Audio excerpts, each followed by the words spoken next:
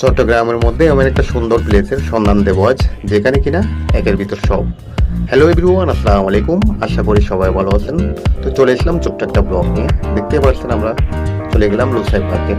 তো এনটিপি 10 টাকা ছিল জনপ্রতি। আমরা ঢুকে পড়লাম লুসাই পার্কে। পার্কটা ছিল আপনার আনোয়ারতে অবস্থিত। পার্কের চরের ঠিক বিপরীতে কিছু দূর হেঁটে গেলে আপনি পেয়ে যাবেন লুসাই পার্ক। ফুলতলি বৃক্ষের এবং পার্কের চরের ঠিক মাঝামাঝি অবস্থিত। তো জায়গাটা আসলে অনেক সুন্দর, নিরিবিলি পরিবেশ।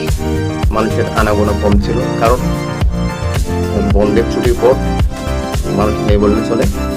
তো দারুণ উপভোগ করেছি। দেখতে পাচ্ছেন বাচ্চাদের কতগুলি রাইড, এখানে শাপলা বিল, পাশে দেখতে পাচ্ছেন কতগুলি ছোট ছোট কটেজ, এখানে কটেজের মতো ঘর, বসার জায়গা।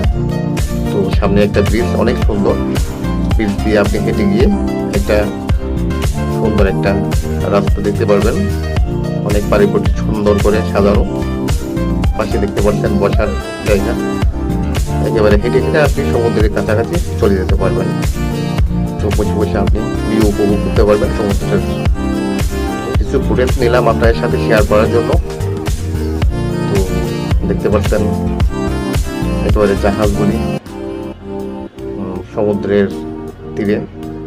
আমরা অনেকক্ষণ ঘোরাঘুরির পর বের হয়ে যাচ্ছি, বলতে গেলে অনেকক্ষণ ঘোরা যাবে।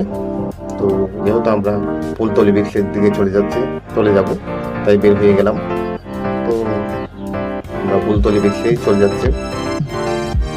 দেখতে পাচ্ছেন আমরা কিছুক্ষণ ঘোরাঘুরির পর, হালকা নাস্তা করার পর, সন্ধ্যা নেমে আসতে আমরা আবার বের হয়ে যাচ্ছি বাড়ির উদ্দেশ্যে।